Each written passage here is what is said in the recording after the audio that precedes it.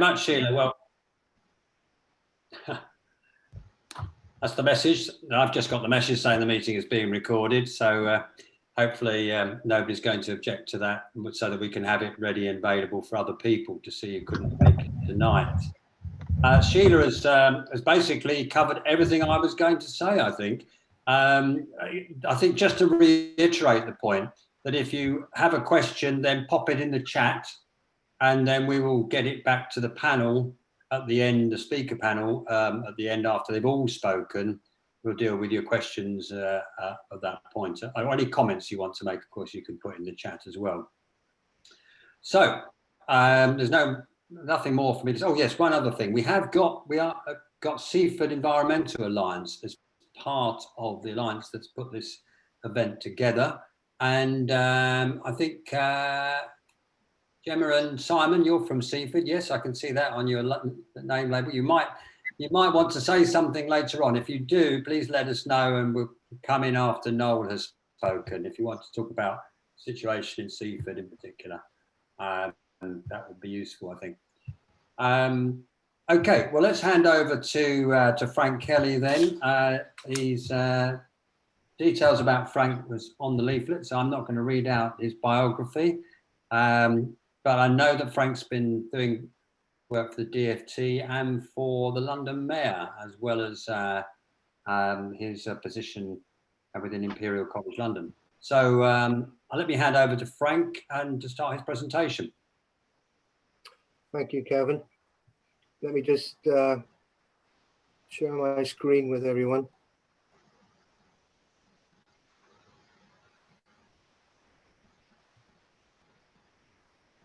Is that okay?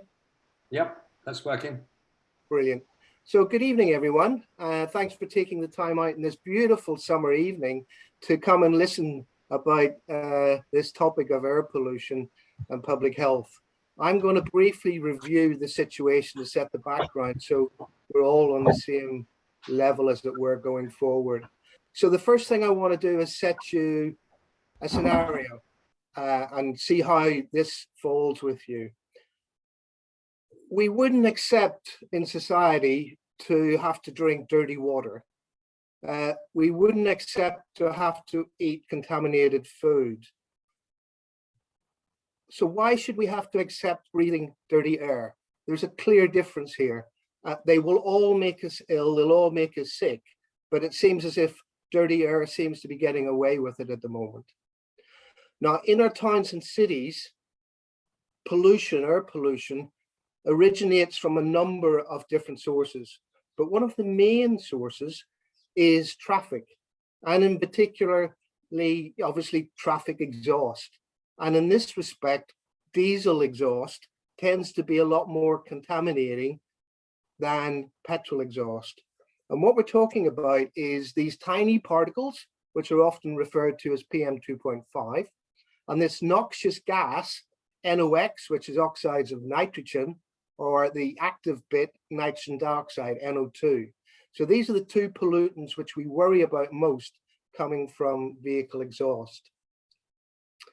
Now, one fact which I didn't realize until I got into this area, and that is that something has changed in my lifetime. And that is not only the number of cars on the road, but actually how far those vehicles are traveling. So this is DFT information. You can see it's a little bit old now, but it starts around 1950. And you can see here at the beginning of the graph, we traveled about 50 billion kilometers every year in the UK. But over the next 70 years, we basically multiplied that by 10. 10-fold increase in traffic. So obviously at least a 10-fold increase in pollution. And a lot of that traffic comes from obviously private vehicles and public transport. So this data here, this is a pie chart. It's London data. It's a London atmospheric emissions inventory. And basically it splits down the sources of one of these pollutants, nitrogen dioxide. And you can see that nearly 58% of it comes from road transport. The remainder bit comes from domestic and commercial gas burning. But that's nearly a 2/3, 1/3 split. So traffic is really important from a point of view of polluting our towns and cities. If you take that 60% of road transport emissions for NO2 and break it down into the various types of vehicles, then to cut a long story short, petrol low goods vehicle numbers and petrol cars, they only contribute about 4% of that total. So the rest is coming from diesel vehicles, light goods vehicles, buses, Arctic HGVs, that's the big ones, rigid HGVs, and even taxis. A lot of taxis are diesel. So that is why over the last 10, 20 years, really we've developed this quite severe air pollution problem in our towns and cities. It's coming from the traffic emissions, and that's why we really need to do something about that. Now, the other pollutant I mentioned is PM 2.5. And to illustrate how small these particles are, you cannot see them. This is a human hair under a microscope. Now, it's 60 micrometers in diameter, the human hair, but PM 2.5 represents this size. So you can get 24 of these tiny particles across a human hair. So that easily explains to you why these are so small and you can't see them. But it also means they're very dangerous because we can breathe them in. We can't see we're breathing them in, but they can enter our lungs and even in due course, maybe cross our lungs into our blood supply and go round our body. Now, why do we know that these are causing harm? Because we've done lots of experiments. This slide here on the left, this is a diesel truck engine. And this is the exhaust coming up out of the diesel engine in a factory. And what we do is we bleed it down by about 30-fold, so that what's coming through the wall here into this chamber is what you would breathe in a busy high street from a pollution point of view. And in here, we've got a willing volunteer who's sitting on a bicycle doing a bit of exercise, and they may be exposed to this atmosphere for an hour or 2 hours, depending on the experiment. And when they come out of the chamber, we take them into the clinical suite next door, and there they undergo a procedure called bronchoscopy. So this is where a fiber optic bronchoscope is put down into the airways, the trachea. And this particular one, you can see they're looking at this TV screen here. So there's a little camera on the bronchoscope, but you can also introduce a little bit of saline into the lung and wash the surface of the lung. And when you look at that, you find presence of your protective cells. These particular ones from the immune system are macrophages. Now, this cell is not particularly happy. It's beginning to have these vacuoles developing in it. But here I'm showing it because it's got these black dots, and this is black carbon or diesel soot. So what these cells have done is they have captured and eaten the soot which you've breathed in, or that subject is breathed in when they're exposed to it in the chamber, but as you would be breathed in as you walked up and down the high street. So that's why we know that these diesel small particles are affecting our health. Now, how does it affect our health? It affects our health in two very obvious ways. There are short-term health effects and there are long-term health effects. The short-term health effects are seen primarily on days when there's increases in air pollution in the environment. And the people that tend to be affected are those with already existing health condition, such as if you've got asthma or chronic obstructive pulmonary disease, or maybe had a previous heart attack. The long-term health effects are more related to all of us, and this is happening every day, even when we can't see the pollution. But let me give you a couple examples of these. So first of all, the short-term health effects. Back in early spring 2018, we had a couple of major air pollution episodes. We generally have these every year. On the first episode, we contacted the UK Ambulance Service and asked how many additional hospital consultations did you have in the last couple of days? And they reported that there was on average about 1,200. On the second episode, which was actually even worse, the number of additional hospital episodes, consultations nearly doubled. So these are the people that were responding to the pollution because they were more sensitive to it. And that's good, strong evidence to say that when pollution levels rise, then we're going to see more need for the NHS, and people are going to need more prescriptions and feel more unwell. From the long-term health effects, which I said affects us all, but affects us over a long time, and we don't even know what's happening, early evidence came out on these effects up to maybe even 15 years ago. This is a study that came from Germany, and they were looking at the risk of coronary artery calcification and the distance that people were living from a road. Now, let me explain this to you. Your coronary arteries are the blood vessels which supply blood to your heart to make it work. It's not pumping the blood around your body, but these are the ones which keeps it nourished so it can work hard. And what we have over time is we have calcium laid down in the walls of these arteries in some people, and that basically means the walls get thicker and the lumen gets smaller, so it's more difficult to get blood pumped to the heart to help it work. And what these investigators found was that if people lived more than 200 meters from a busy route, then there was no increased risk, which is represented here by 1. But if they lived increasingly close to a busy route, then they had an increased risk of coronary artery calcification. So they were at more risk of a heart attack down the line. Now, this observation has been repeated in many studies now in many different countries. The final example I want to give you is a study that we did in London a few years ago. It's called the Exhale study. And we were looking at what the impact air pollution was having on children's health. It was called, as I say, the Exhale study. The study was done in East London. And this is an air pollution map showing NO2 concentrations. You can see it's worst in the center of the city, but the schools that these kids were going to were all around this region here. And basically what we did was we looked at their route from their home to their school. We measured pollution along that route from these air pollution maps. We measured the pollution in the school. And basically we tried to address in this real world situation what we'd been addressing in the chamber studies with those volunteers.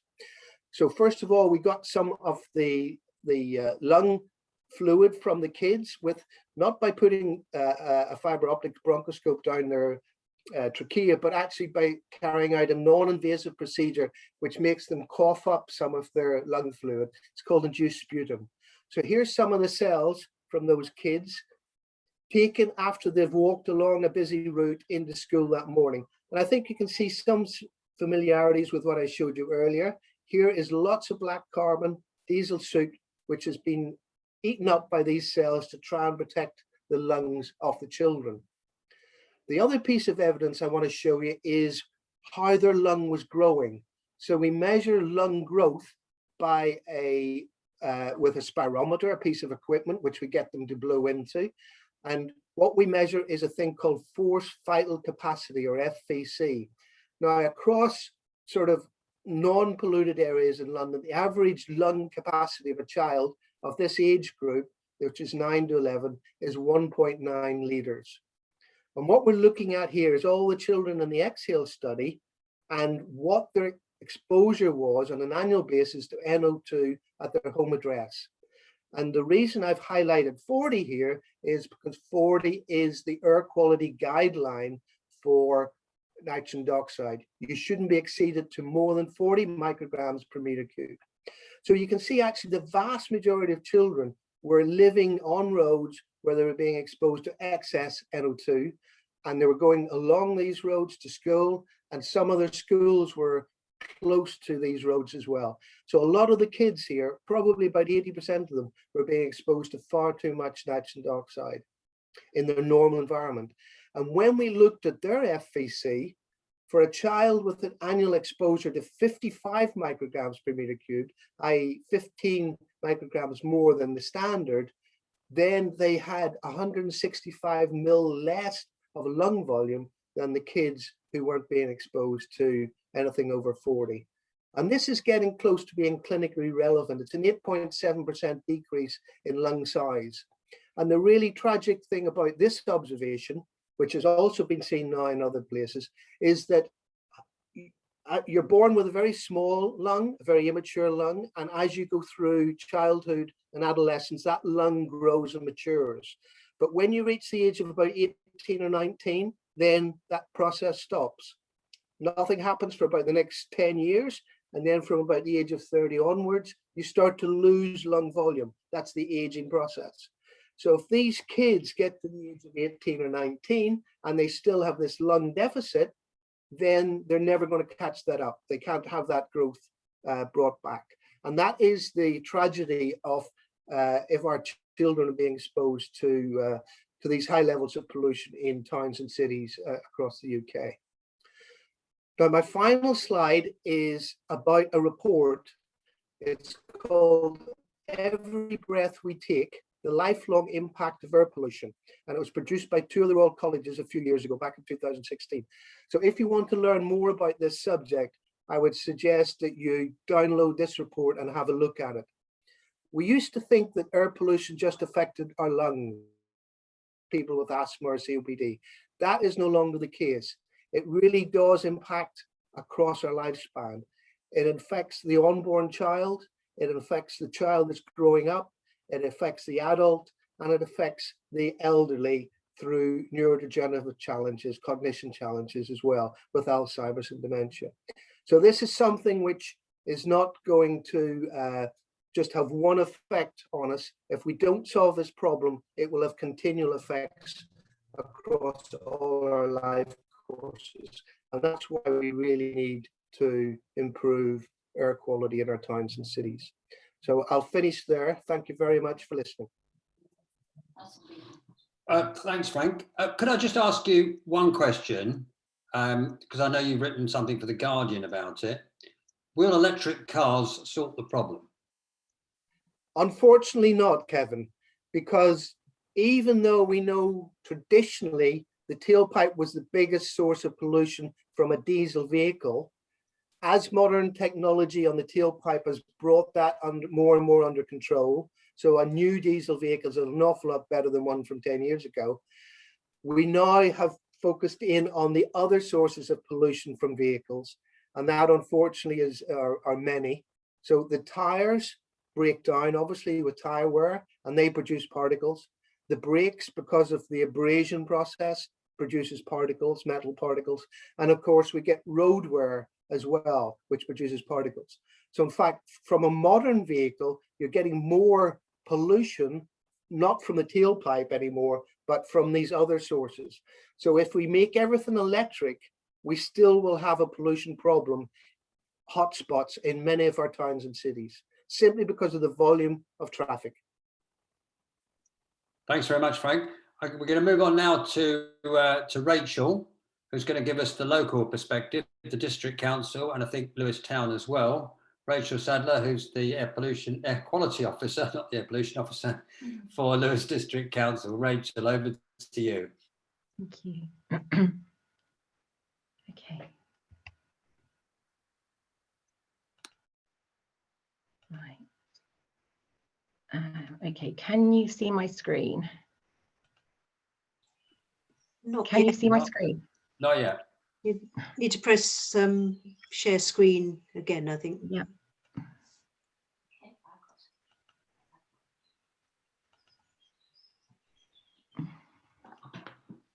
Sorry about this. Try again. No, it's having a moment at the moment. All right, see if that. There you go. Can you see that now? Yeah. Yes. Yes. Just start the Excellent. slideshow. That's better. Right. Okay. Hello there. Hello.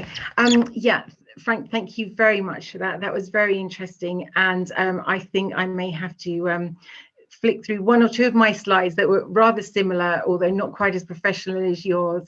But thank you. So yes, I'm going to give a presentation from the Lewes perspective here.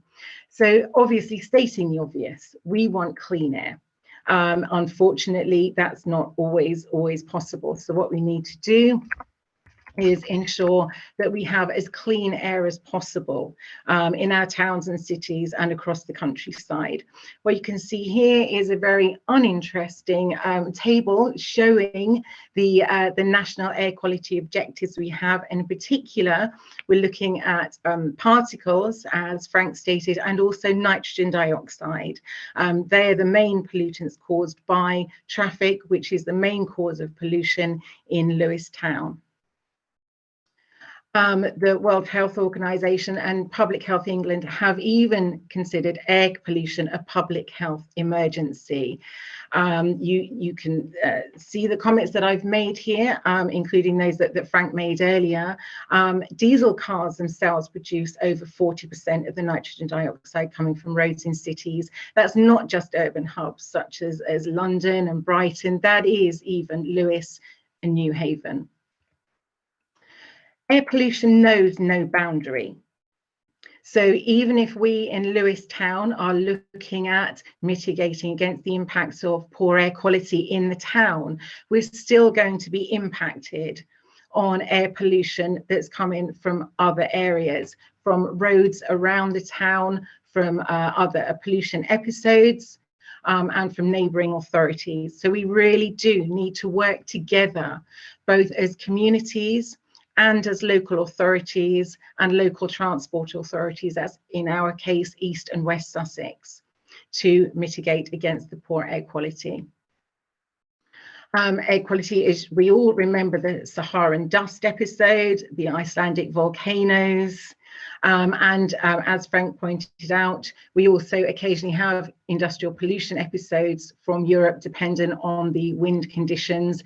Prevailing wind condition in this part of the country is southwesterly. If it swings around, then we can have poor pollution. In Lewes, across the district, there's nothing to do with the traffic, but has come from outside of the area. So we need to work together. And this pollution forms the background level. It's that plus the local pollution sources that give us the air quality that we have in Lewes town today. So, as you know, in Lewes town, we identified, Lewes District Council, along with East Sussex County Council, identified some years ago, back in 2005, that we had exceedances of the exposure limits of nitrogen dioxide. So we had a statutory duty to declare an air quality management area and to then produce an action plan to detail the measures in order to reduce the pollution levels.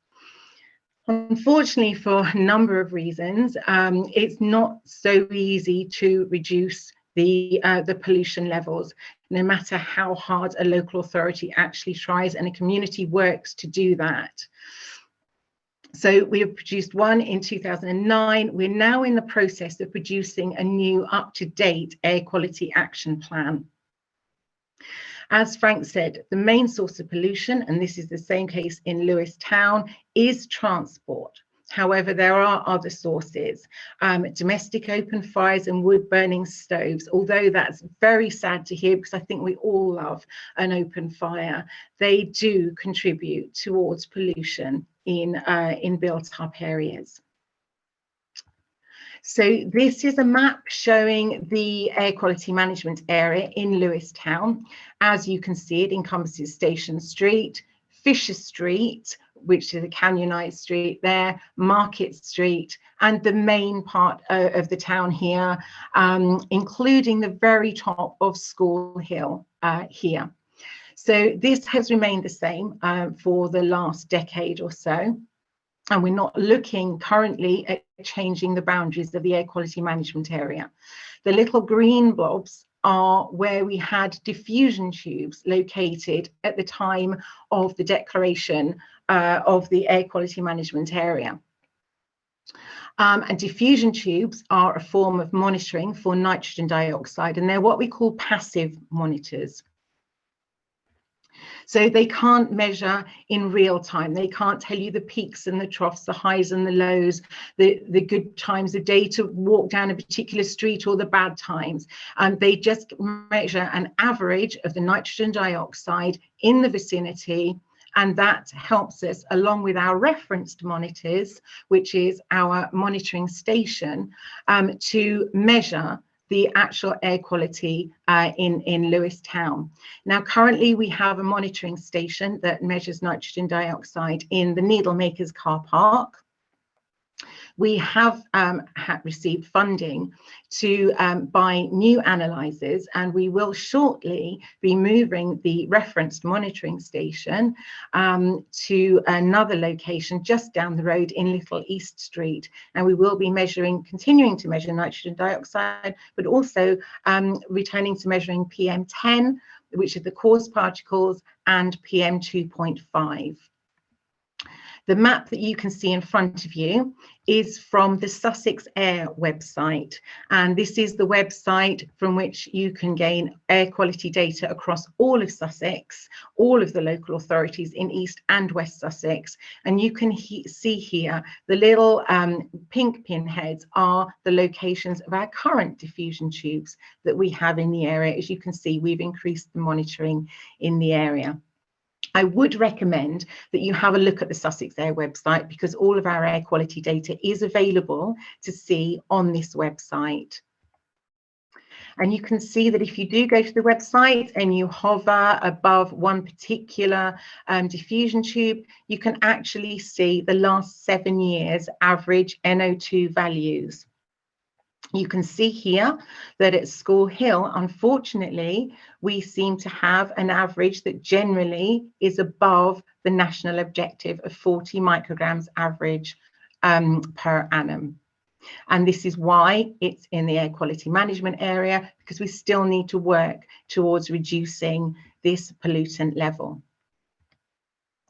So because we knew that we had to draw up a new air quality action plan, we carried out what they call a source apportionment exercise. So we were trying to figure out where the sources of pollution were, where the predominant sources were, and what we could do about this. This exercise was carried out by Florum Consultants in 2019, pre-COVID. We were already aware that the predominant source was from road vehicles, and that determined how they undertook their modelling and monitoring at the time. The two primary streets of concern are Fisher Street and School Hill. And you can see here from the pie charts that Sheila specifically asked me to include in my presentation, that in line with what Frank said earlier, you can see that diesel cars and light goods vehicles are the predominant source of vehicle transport emissions for nitrogen dioxide, or all NOx, in Fisher Street in 2019. The model takes it forward to 2023, but the reason I've put this in brackets for 2025 is because COVID has had an impact on the likely, if any, downward trend for NOx across the country. So it's been recommended that we add 2 years onto monitoring data. So instead of saying that any decrease would happen by 2023, we're looking at potentially 2025. But these are modelled figures. As you can see, diesel cars actually show a slight increase, although light goods vehicles, a slight decrease. And this is on Fisher Street. Then we go to School Hill, and you can see the impact of buses and coaches on these figures as well. Now, the reason that there's a rather dramatic decrease on the transport emissions from buses and coaches is because the bus and coach companies are working very, very hard locally to reduce their emissions and to improve so much about public transport. Just before I get onto that, I will say, however, that the modelling at the time indicated that we may not need an air quality management area by, say, 2026, if we take into account the impact of COVID. That's in terms of nitrogen dioxide. We declared our management area for nitrogen dioxide, and particulates do remain very low in Lewes. However, as I'm sure a lot of you are aware, because it's been in the media recently, our particulates in the UK, our objectives are higher than those determined by the World Health Organization. And should they be reduced at any point, PM10 and PM2.5, then it may be that we would need to have an air quality management area for particulates. That remains to be seen. So the action plan, what are we going to do to actually help reduce the air pollution in Lewes town? Obviously, we're looking at low emission public transport. Policy guidance and development control, so working closely with planners. So when we have new major developments, one or many in Lewes town or anywhere close to Lewes town that may have an impact on the traffic in the town, we have to ensure that as an authority, we are making sure that air quality is taken as a material consideration for the number of vehicles permitted. We have to work obviously with the local transport authority, with East Sussex, but we do actually have a say. There is an air quality guidance document that's Sussex Air quality guidance, and you can read that and see how we go about bringing air quality as a material consideration into major developments. We are consistently trying to promote other forms of low emission transport and overall promoting travel alternatives to the car, which is why we're here this evening. In terms of raising awareness, we have our website, we have the Sussex Air website. We are happy to work with community groups such as yourselves to raise awareness of just what an impact on health pollution has in our local area.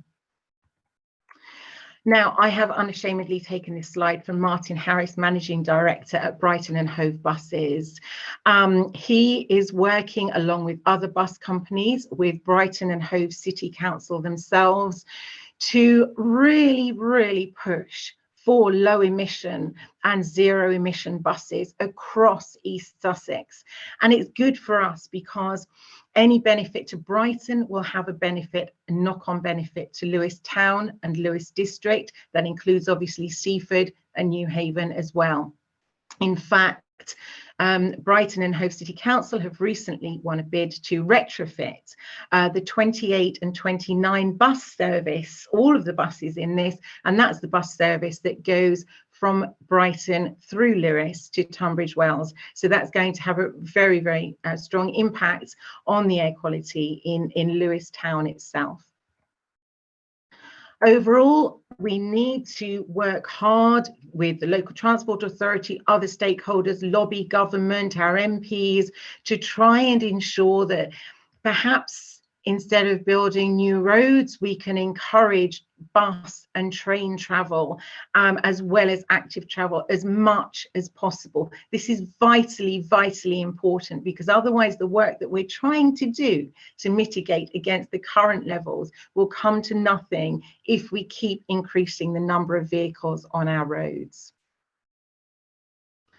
So going back to the vehicles on the road, the school run, we know that children can be disproportionately exposed to greater pollution levels.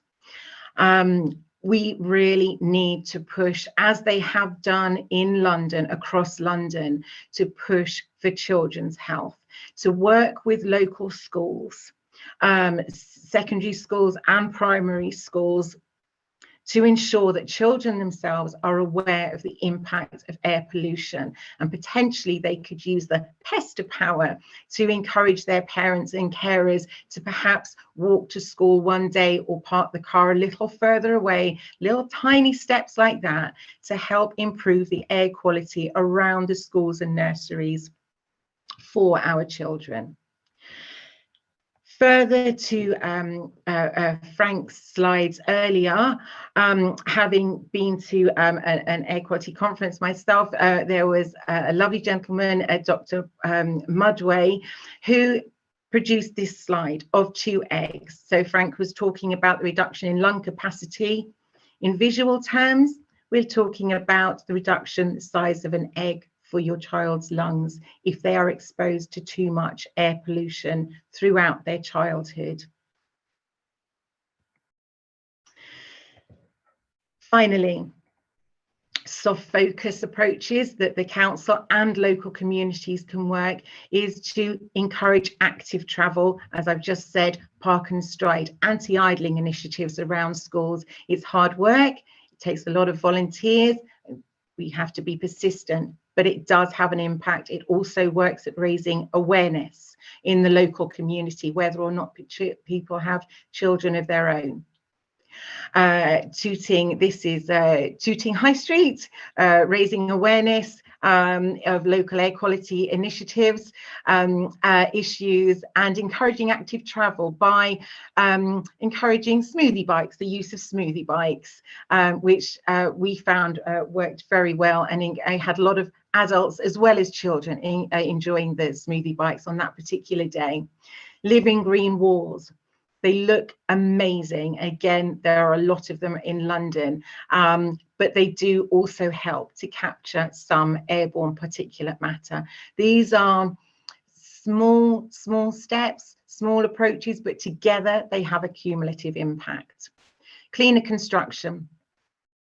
Again, we sometimes have the opportunity to encourage large major developments to actually build living green walls or hoardings outside their site, and this is ivy, and again this has an impact in as much as it actually captures some of the pollution or dusty emissions coming from the construction site. Of course, as well as that, we have to work hard so that at planning application we ensure that we condition the constructions team so that they have to work within the Control of Pollution Act or with the Construction Code of Practice, so that, and then it's up to the council to encourage this and enforce this during the development stage or the construction stage.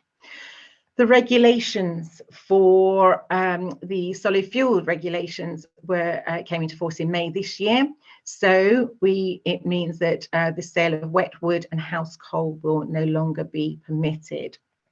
It's still up to the council, however, to ensure that if there are any smoky emissions or any black smoke coming from a chimney, that we do actually, you know, write a letter and take matters forward with the homeowner in an appropriate manner. I've discussed the planning policy framework already. Finally, this is my last slide, and unfortunately this is the one that for me I think gives me the greatest concern. Traffic levels are forecast to rise, and this is from Department of Transport road traffic forecast. If the traffic levels are going to rise potentially by such a high percentage, is this going to impact on the work that we're trying to do today? Do we not, as communities, have to work together to try even harder to reduce the amount of car travel that we undertake?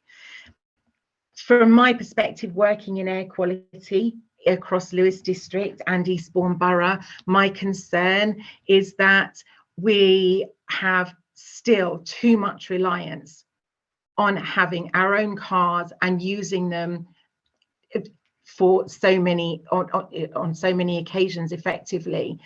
How can we actually reduce the amount of time that we spend in our cars, and how can we encourage others to do the same thing? Thank you very much. Thanks, Rachel. Before I bring on Noel, I just got one question that I think you could answer for us, because we have got people from the Seaford Environmental Alliance here, and they've asked the question is, what measures do you have in Seaford to measure the air pollution in Seaford? What you got there? So we have diffusion tubes in Seaford as well. Fortunately, we don't have any exceedances of the national objectives for nitrogen dioxide in Seaford, but we do have some diffusion tubes there. And if the questioner would like to go to the Sussex Air website and go under Lewes District Council, then you can look under the monitoring locations and see there the locations of the diffusion tubes. And of course, I would add that if anyone has any concerns, then they're more than welcome to email me. And then we can, you know, if they feel that there may be an area that could benefit from having an additional diffusion tube, then we'd be more than happy to talk to them further and potentially install one at some point. Yes. I think that's great. Thanks, Rachel. We'll certainly come back on that offer. Okay. I think people will have concerns about particular areas at particular times of day, which takes us neatly onto the issue of school streets. And Noel, who's going to talk about the school street that was in Potters Lane for Southover School. So Noel, over to you. Thank you, and thank you everybody. For those who don't know me, I'm Noel Fadden. I'm the head teacher at Southover School. I'm not an expert in clean air. In fact, actually, I was brought up in Birmingham in the 1970s, so I'm probably a good person to to dissect at some point. But I'd like to think that I'm actually actively seeking to protect the children from the dangers of traffic in Lewes. And that's one of the things which, and that's what I'm going to talk about today. It's much more sort of about the experience we've had rather than the facts and the information. But it will give you a picture of sort of what we tried to do and how it worked.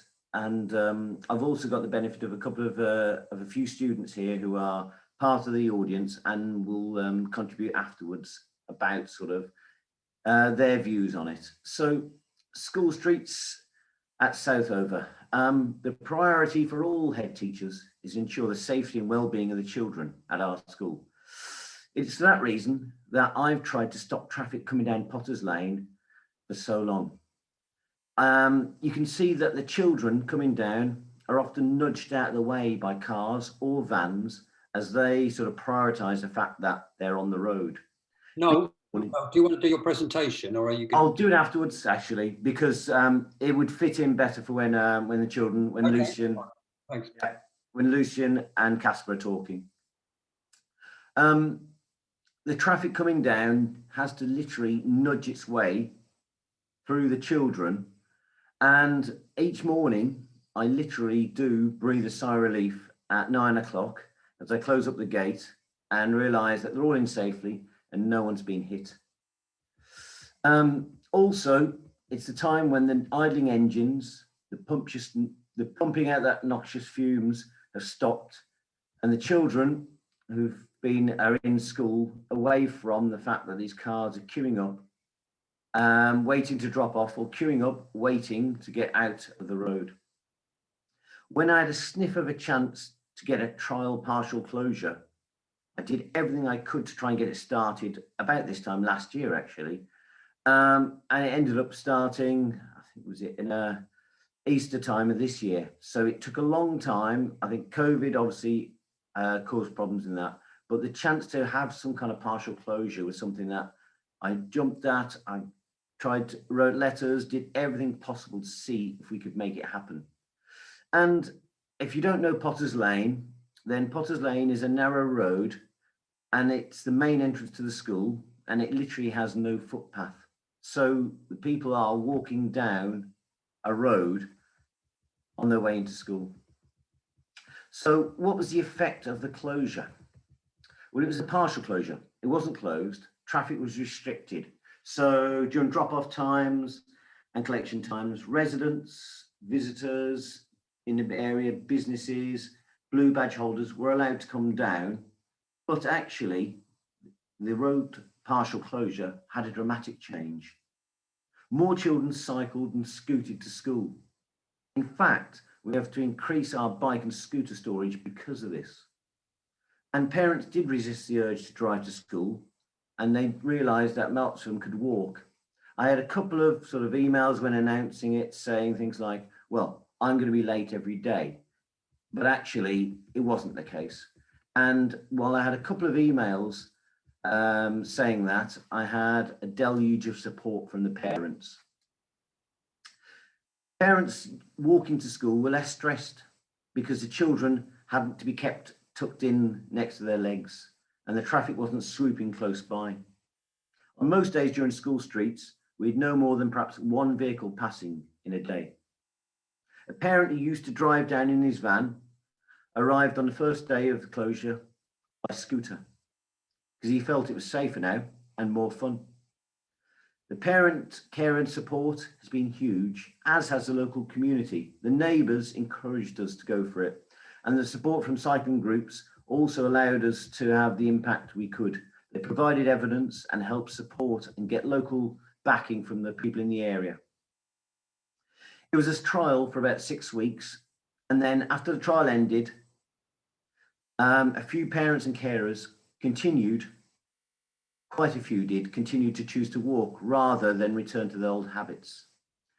I'd say we're getting an average of about 4 vehicles in the morning, 4 vehicles at the end of the day coming through now.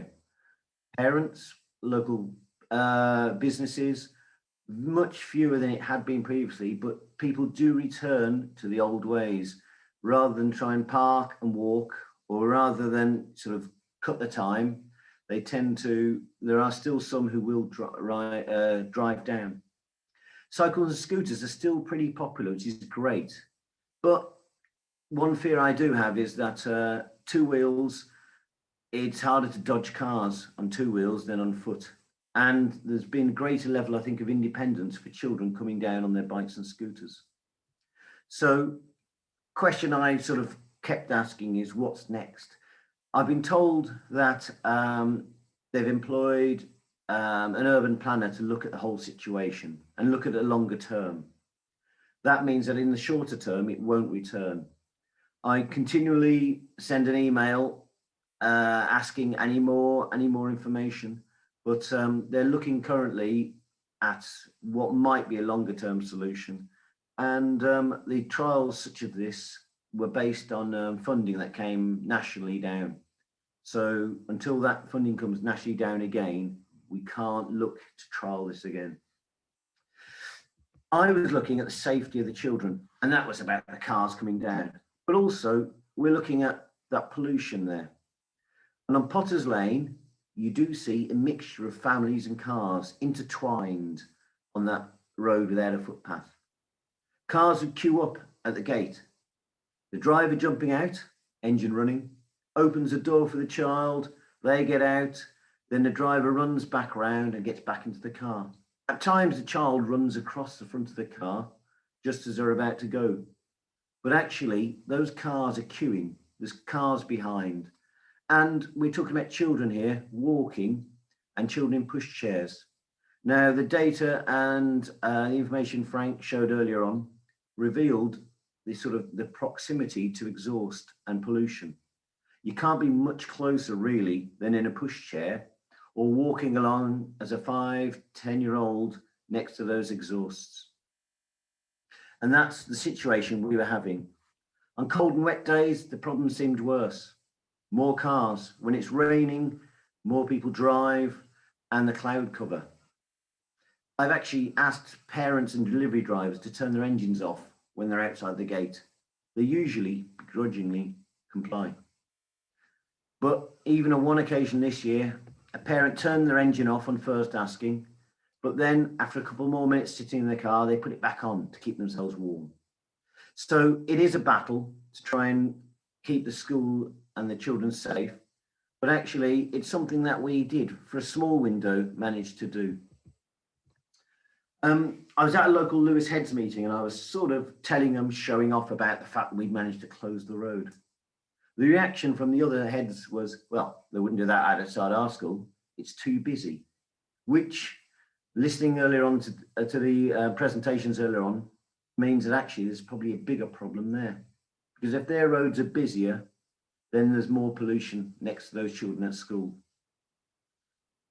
Lucian and Casper, 2 children who have been part of our sort of school drive and willingness to make changes. We've got a lot of children, as would befit Lewes, who are environmentally aware. Families who are environmentally aware and are willing to sort of join in and get their voice heard. Green United is an initiative gathering together the young people locally to try and drive those initiatives. And so actually, Lucian and Casper have joined us today because before I was sort of involved in the clean air aspect, they were working on their own understanding of clean air and were working on a project with Green United. So what I'd like to do is I'm just going to share a screen and I'm going to ask Lucian and Casper to sort of just talk through their initiatives about what we're doing. So if you bear with me a minute, boys, and I'll just try and screen share a PowerPoint presentation.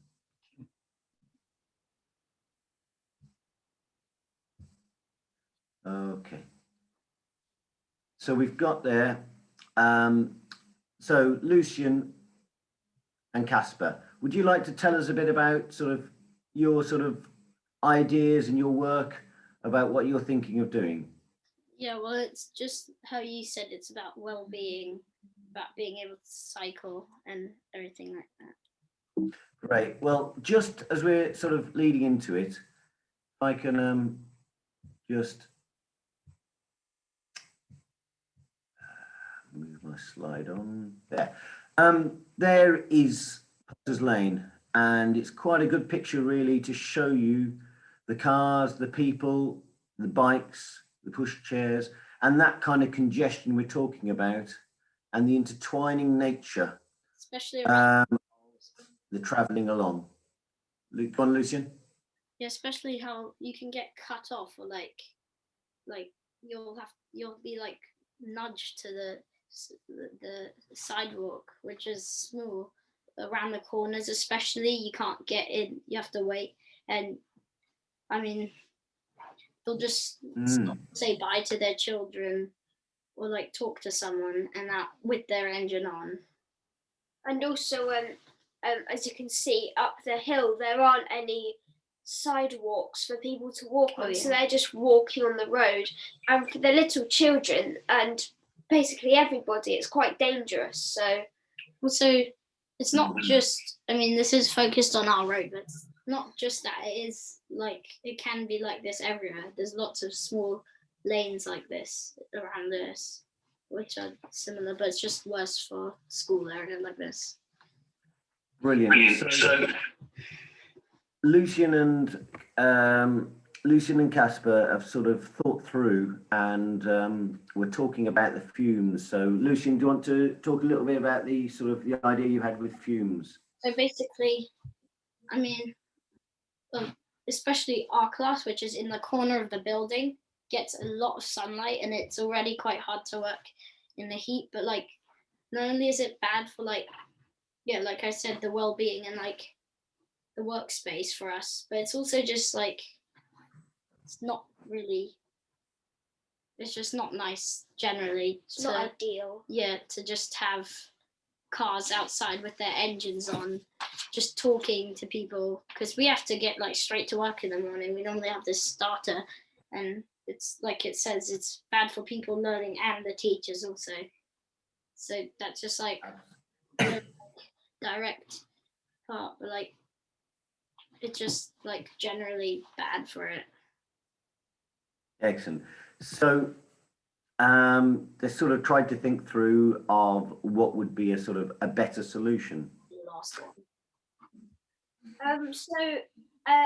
There are many ways to come to school that's more eco-friendly than a car. So like, it's safer to not have cars driving at you and blocking up the road if we close it down, and you can enjoy coming quickly as the air is cleaner and there's less risk. Also, and it's also just fun to ride down the street on your bike or scooter to school with maybe like friends, or just have a talk instead of just driving down. Also, just walking is fun. Like, I walk with my friends a lot of times. Also, it's like a thing now. Like, people like doing tricks on scooters, like meeting up, learning like skateboard things, and like I have a friend who skateboarded to school today, I think. But it's like you said, on two wheels, it's already hard. You have to pick it up if a car's coming at you. You have to get to the side, which is already packed, which is just, well, yeah. Brilliant. People have scooters now. Also, like, we've got lots of questions for it. So like how Frank showed, because we would like to test it, but like we can't. We'd like to know exactly how much pollution there is created at drop off. Like, if our school is worse in that way compared to other schools. Do we work better without pollution? Because our classroom is just above the road, so And not just for us, it's for for other everyone. people as well. And how can we test it? Because we know that there are air pollution monitoring kits, but they range in different prices, and to do that we'll need some fundraising. So, And also it's just that we don't know how to test that, and we need an help with expert that. maybe.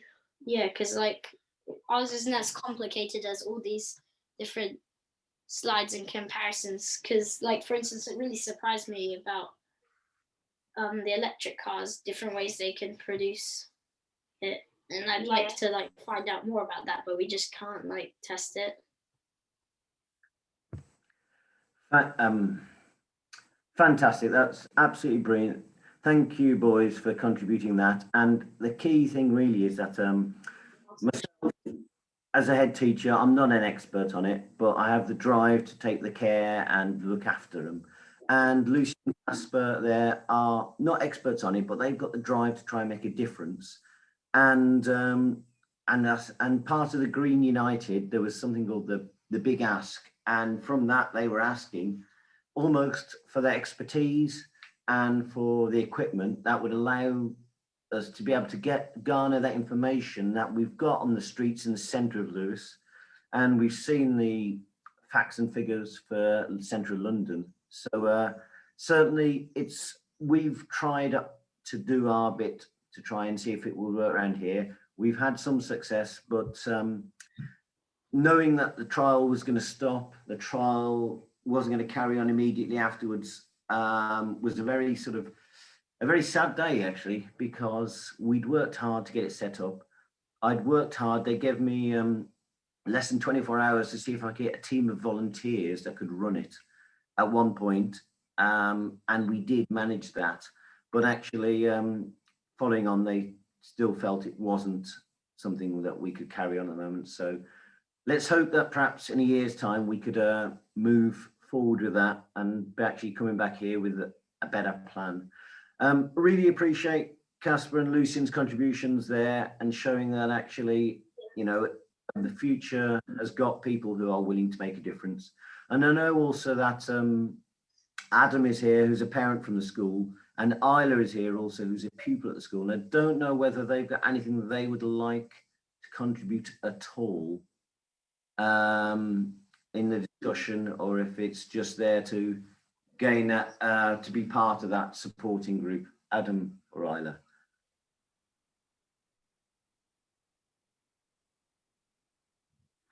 You're on mute at the moment. You'll have to take yourself off mute. Still can't hear you. Oh,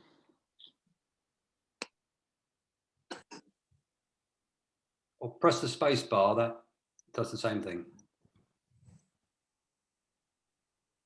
Now. That's it. We can Yeah, hear sorry about that. It was not me. It was actually my audio settings. I do this all day long, and I've ruined it for this evening. Sorry about that. I was basically saying Isla's going to speak, and if there's time, I'll say something very quickly as well afterwards. But Isla, do you want to? You have some... Brilliant. I was just going to say that. Isla, we can't hear you. Can you come a bit closer? I was just going to say that there's not much space for the kids to walk. We're still struggling.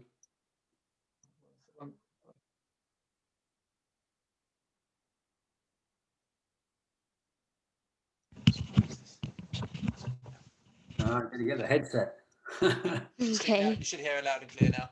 That's great, yeah. I was just going to say, but that there's not much space even where there is a pavement on the road for kids to walk to school, if you're walking on that road as well.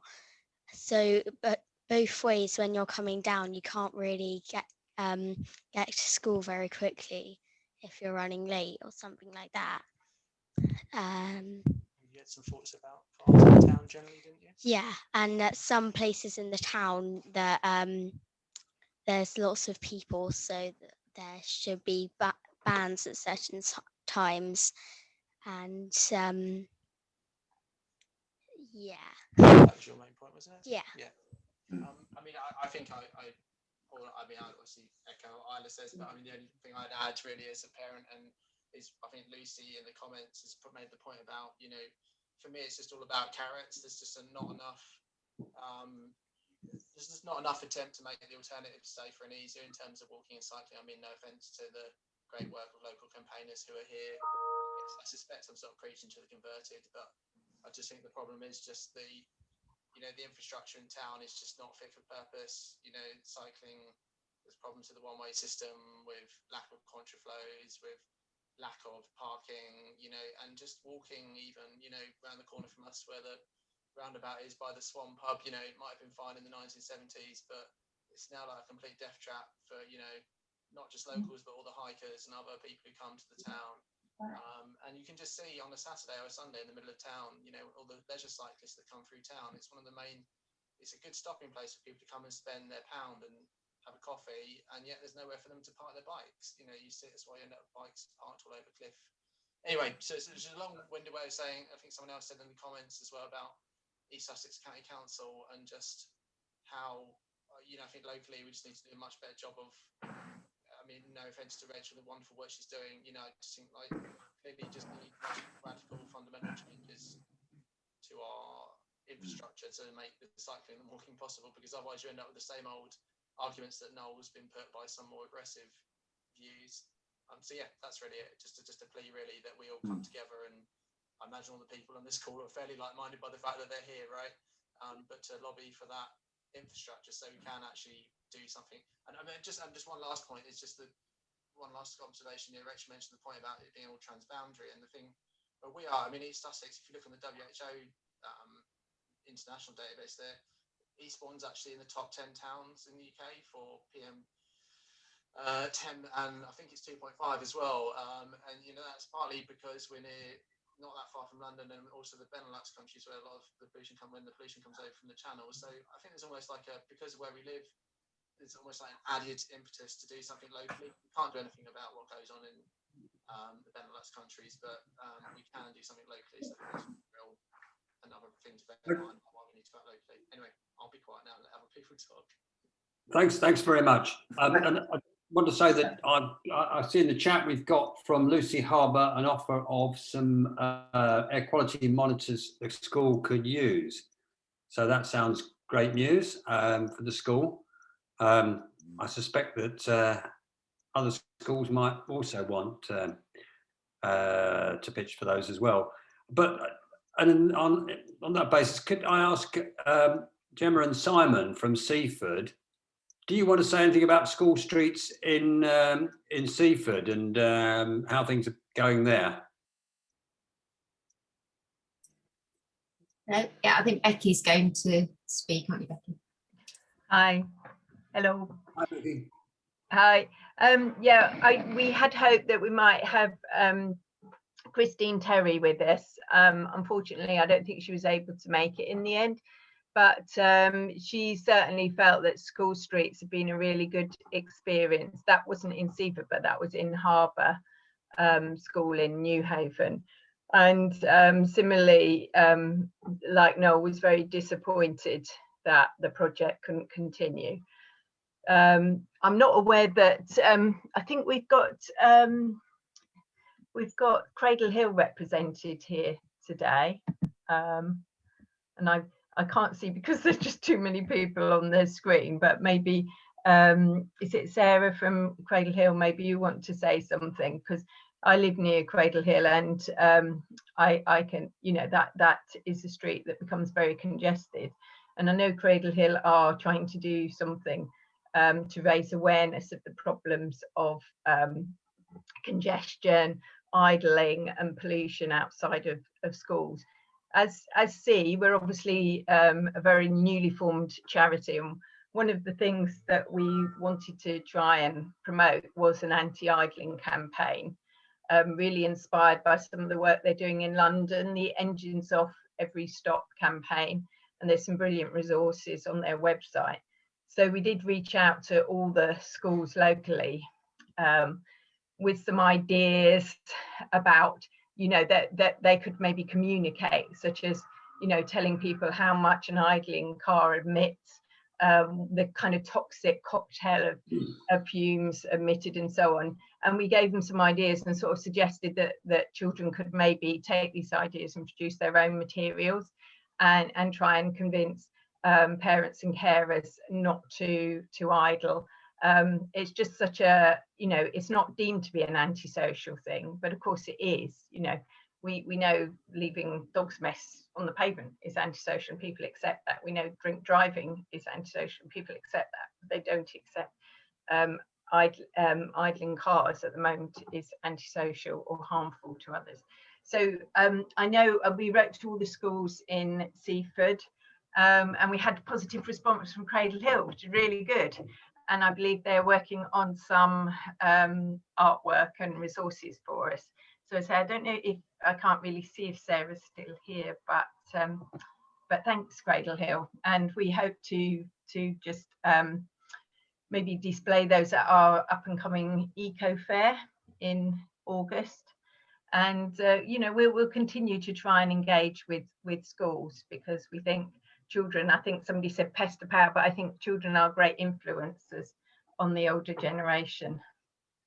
Yes, indeed, influencers, hopefully to get them to find alternative ways to get into the school rather than just in the car. Yeah, or if they do have to come in the car, give them a little bit of a walk or exactly, because it's a nightmare. Everyone just gets, you know, their tempers get frayed, and it's not quicker at the end of the day. It's terrible. So waste of time, really.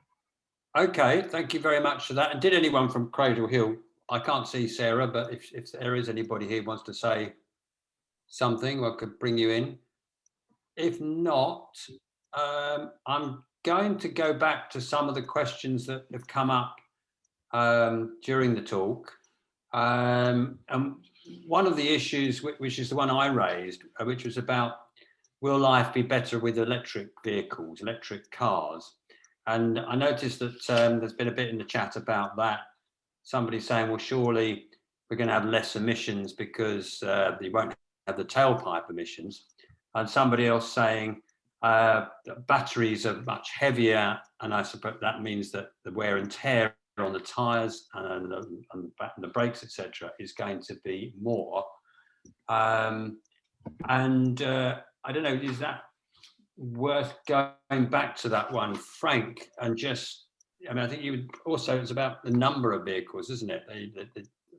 Both Rachel and Frank have said the number of vehicles and the vehicle mileage is increasing substantially, and so the impact of any vehicle is going to be bad in terms of air pollution. But Frank, is there anything more to be said on that? Well, both statements are correct. Obviously, getting rid of the tailpipe emissions will reduce overall emissions, but every electric vehicle is heavier than its equivalent fossil fuel partner.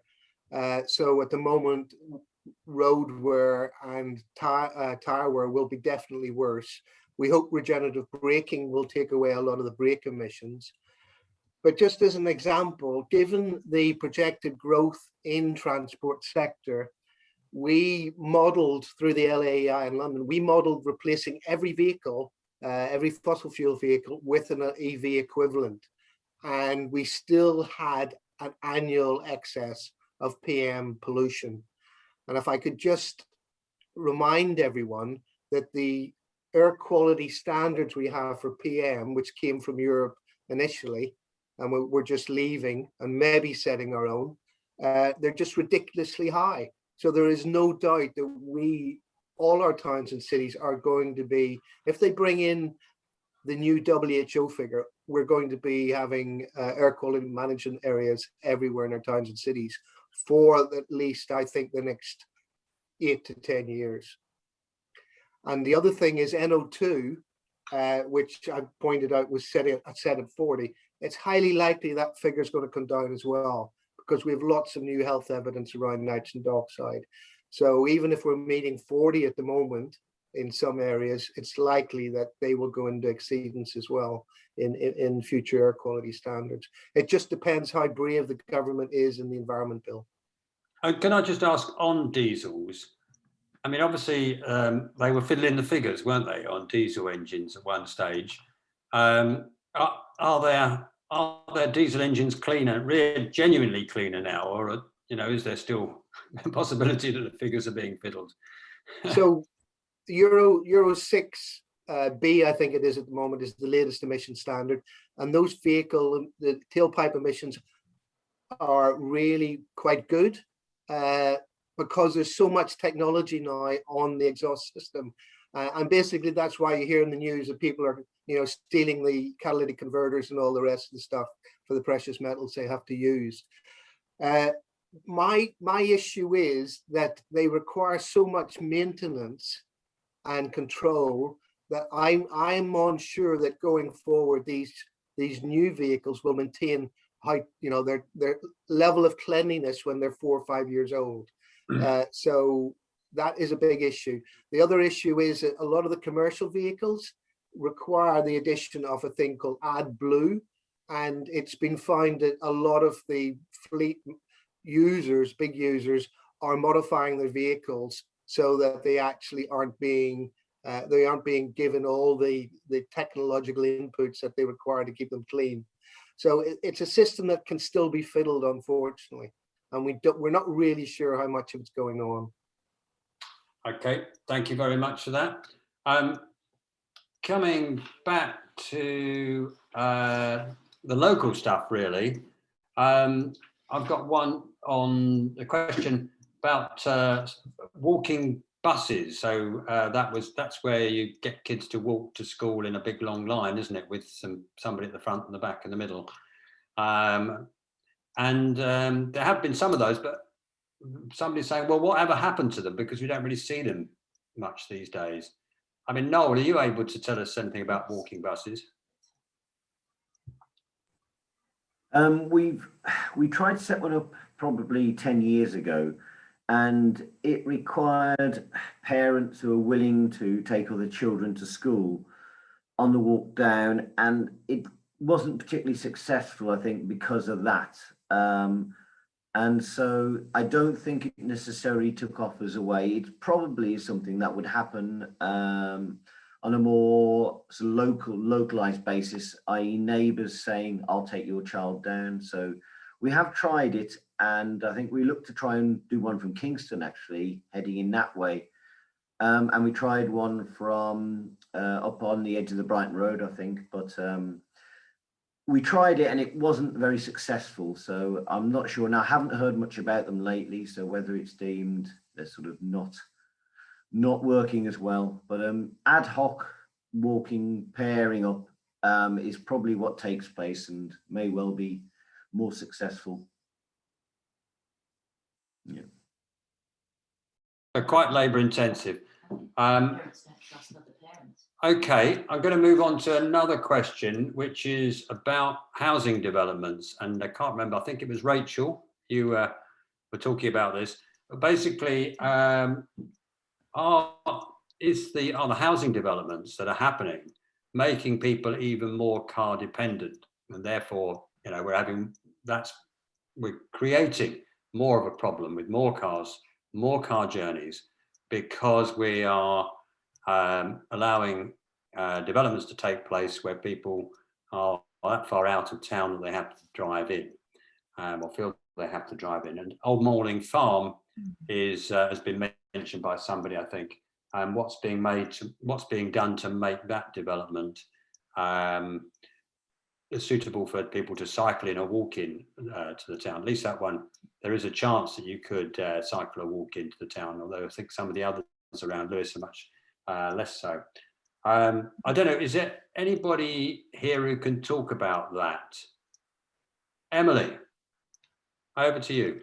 Hiya, I'm not the expert on Old Malling Farm, so I should say I'm Emily O'Brien. I'm the Cabinet Member for Planning at Lewes District Council. Obviously, Lewes Town is within the South Downs National Park, so Lewes District isn't actually the planning authority there. But I know that Old Malling Farm went through today for approval. But having had an absolute load of lobbying behind the scenes, including from one of our, well, several of our Green councillors did absolutely loads. So it does now include things like basically a lot better cycle and walking access, which is really good news. I know there was a lot of community concerns around that, and including a rail link into, a cycle, I can't talk, it's been a really long day, a cycle and walking link, you know, into town, because that's really important, isn't it, to try and seriously get people off their cars. But also the other way, the Hamsey rail bridge is also coming, which we were really pleased about, because that was a real battle. So so you know, it's the development's going ahead, but it has got stuff built into it, which I think people should feel really pleased about. Can I just mention as well, Kevin, that in terms of the Lewes district planning policy, we're starting the kind of very broad consultation, so it's an issues and options consultation, which will be from early July, and there'll be stuff in there that I would really love people to respond to around tackling air quality, things like you know, 10-20-minute neighbourhood approaches, where there's an expectation that development should have services within reach, and so just to flag that will be coming up. Obviously, the more, you know, the more public response there is around having really good planning policies that can help to make that happen, the easier it will be to make that part of our planning policy. So that doesn't apply in Lewes Town, which is the South Downs National Park, but it will apply in New Haven and Seaford, and also in the north of the district as well, above the national park. Thanks, Kevin. Thanks, Emily. And the next question I wanted to mention was actually that's from Imogen, saying we need to lobby more and get more involvement from the East Sussex County Council, because they're the transport authority. They're the people who can and should do something here. And so I think, Wendy, as the newly elected member, would you, Wendy Maples? Hi. Would you be happy to say something here? Well, I mean, I can say a little bit. I'm just trying to keep up with the chat, which is lots of really good ideas. So it's really nice to meet Noel. I've of course seen you at the school gates many times. I don't have children, but I do walk my dog at about the same time that the traffic and the kids are competing on Potter's Lane. So I have been talking to Lisa Simmons about the School Streets Initiative, and she's not the high level officer concerned, but she is the officer who's been dealing with communications with various groups. And I have been pressing her to be very clear about when there is a review taking place of the school streets, not just at Southover, but across the county. And so I have been pressing her on getting some results back from that review sooner rather than later, and finding out what kind of investment would be needed. It seems to me that her main objection is going to be around the need for training.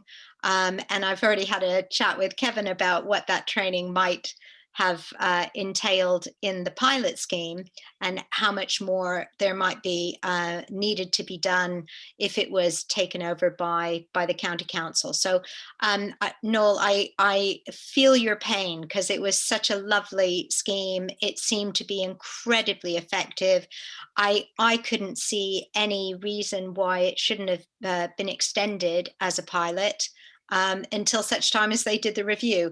But I have, I can also feel, you know, that you sound a little bit despairing about it. I don't feel quite so despairing, having spoken with Lisa. I think that there's a possibility that this is going to, with a bit of an extra push and a good wind behind us, it's something that could be resumed. Sorry, and I've kind of gone off on one talking about school streets. Kevin, was there something else that you were asking me about? Well, I think basically we're looking for the county council to do more to reduce traffic levels rather than build new roads. You won't be surprised that the four newly elected Green councillors are all against the new A27. We're all for the Pegasus crossing, but against the expansion of the A27. and very interested in finding any ways possible for improving walking, cycling, and scooting, and other low carbon mobilities getting to places around Lewes. Kevin, as you know, I'm a big fan of walking. One of the things that I kind of wanted to know was with the walking buses, one of the things that the research shows is that walking can be massively improved by having stopping points and by having points of interest. And I just wondered if there, given that it's trying to get kids to school en masse, whether there might have been ways of providing incentives for kids to enjoy the walk and for parents to enjoy the walk on the way to school, and that might be a way of incentivizing a renewal of the walking bus schemes. But there are lots of possibilities, and I feel very positive about us moving away from an increase in car use and towards much more active mobility. Okay, thanks, Wendy. I think we come to the end here, and I just wanted to say to each of the speakers whether they would just a few minutes just to say any closing remarks. If you don't have to, if you think you've said it all, that's fine. Let's go back in the reverse order. Noel, is there anything more to be said? May I just jump in? I'm so sorry. I feel like I've taken more than my fair share, but could I just say I am so grateful for all of the energy and information and particularly the just fantastic contributions from the children and everybody on this call that is, passionate about making our world a little bit better. So thank you so much for that. Okay, thanks. Back to you, Noel. Yeah, I just going through the chat and things, just a couple of things that sort of resonated. I would agree there with Wendy in terms of actually Lisa Simmons seemed to back my idea, but couldn't seem to find a way of making it happen. And nearly everybody I've talked to has backed it, but there is awareness of the motorists and the blocking off, and a school run is probably the most dangerous time of the day, with people concentrating on getting their children to school and getting to work on time. So I feel that actually we do have a lot of support, but it still feels like with the massive support, it seems like a very difficult object to move forwards. And I will just sort of back up what Isla was saying about even the pavement on the other part of the road. It's less than a metre wide, which if you're doing any town planning these days, wheelchair access, pushchairs, you wouldn't be doing a pavement that was less than a metre wide. So I think Isla raised a really valid point there that I think also was mentioned about the roundabout. So making the roads easier to walk on, paths-wise, around the whole of Lewes will make a difference, I think, to walking. And as a tourist place, I think that's probably something that would bring even more tourists in if it's the kind of place where you walk and don't drive. But thank you. And I'm going to have to get off in a minute because I've got to try and cycle home. Thanks, Noel. That sounded a bit like an advert for a low traffic Lewes project, but that wasn't planted. Rachel, any final comments from you? Hi. No, it was, thank you to everybody that contributed tonight. It was a really, really fascinating evening, actually. I just want quickly to say to Adam Vaughan, Eastbourne isn't one of the highest towns in the country with worrying levels of particulate matter, but it's one of the few towns that measures the particulate levels. So that was a little bit of a media spin there, but I'm happy to discuss that. Also, if you want to put my my email address out, it was on the first slide, but I am more than happy to be emailed with any queries or comments following on from tonight's discussion. More than happy to talk to the residents of Lewes with any queries, or Seaford, anywhere in Lewes District or Eastbourne Borough on matters of air quality. If I can help, I will. If not, I'll forward you in the right direction.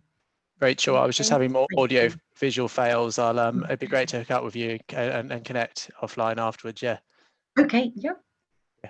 Thanks, Rachel. And Frank, Any pointers? We're struggling with our equivalent of the London mayor because we haven't got a mayor.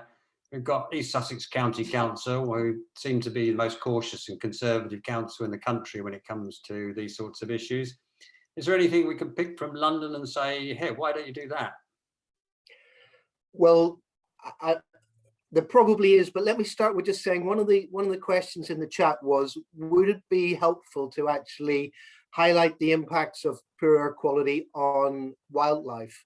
And of course, yes, it would be. There's several good examples out there, and there is a sector of the population which will have sympathy to that. But I'd just like to remind everybody that what we're really talking about here is the future generation. So it's what our children are breathing. And, you know, I think, you know, we'll look back in 50 years and we'll think, how did we do this, you know, to that generation? And so I think that is the strongest message we have. And therefore we need to get it through the education system. And we're talking about that, you know, even with doctors training now, bringing in the impacts of air pollution and disease development.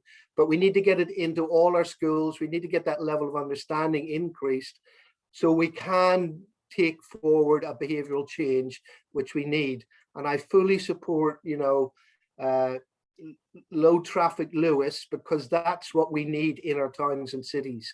And once people understand, you know, the benefit of that, and we saw some of it during the lockdown and with COVID, you know, the birds singing in the blue skies and all the rest of it. I think that is what we've got to use as our promise, our carrot, that life can be a lot better for a lot of people if we just keep, you know, the car use to a minimum. And of course, we get all the active travel benefits from our health as well if we do that. So it's continuing with that message and really making sure that we elect politicians to agree with that message, which fortunately we've managed to do in London. Thank you very much, Frank. Absolutely.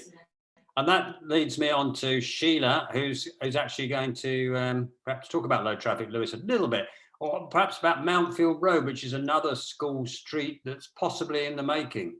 Over to you, Sheila. You're muted. Mute. Yeah, that I think is what great Frank has said. It is about our health, but more importantly, our children's health. It's about the future.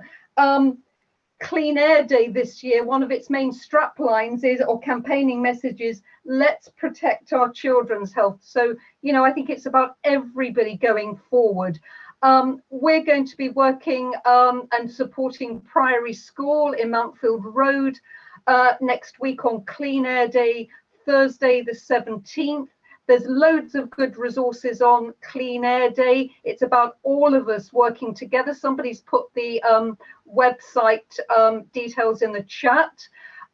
Priory children, like children or young people rather, it's a secondary comprehensive school. Those young people also have very little space to walk. We've done a traffic study for 2 days over the last month. They're pushed out of, you know, they struggle to walk down that street safely, cycle as well. So we're asking parents to either walk or find another way of getting to school, or park and stride. Park away from Mountfield Road to stop it being congested. And let's all do our bit for Clean Air Day. But it's not just Clean Air Day, it's about the future. So many of you will know that Living Streets and Cycle Lewes have joined together. We've got a low traffic Lewes project. All the details are on our website. We're at in the precinct this Saturday, the 12th. We'll be at the Climate Hub in Lewes on the afternoon of the 17th. So come and please talk to us, get involved. We desperately need more people. And absolutely, Kevin, we want every school to have the opportunity to have a school street. And thank you so much to the speakers, those that came, and particularly, you know, hearing about some of the challenges from Noel, but how important he's been in driving through that. So I think your children will be very proud, Noel, of what you've done. So thank you, the first school street in Lewes. Thanks, Sheila, and thank you, everybody. Thank you particularly to the speakers who have come in tonight, and including the children. It's been really great. The comments in the chat say it's been really informative, really good presentations. And obviously, we've got to do some more of this. But as Sheila said, we have got that event next Thursday, the 17th, Clean Air Day, from 8 till 9. We're going to be at the beginning of Mountfield Road. If anybody wants to join us, trying to encourage drivers not to drive down Mountfield Road. It's only for 1 hour on one day, but every little counts. It's a good start. So, and could I just say one more time, somebody said, let's hope we're not in the same, we need to move on. 12 months on, next year, let's try and take stock also of, you know, what have we achieved? We've got to move forward, and we've got to have a step change, I think, in how we address, how we move in Lewes, and not have, you know, the dominance of the car. okay. So thanks, everybody. We're going to finish there, and we'll make it available for people who want to look at it, chat, and the recording. Thanks very much. Okay. Cheers. Yep. Bye. Good Thank night, you. everybody. Good night.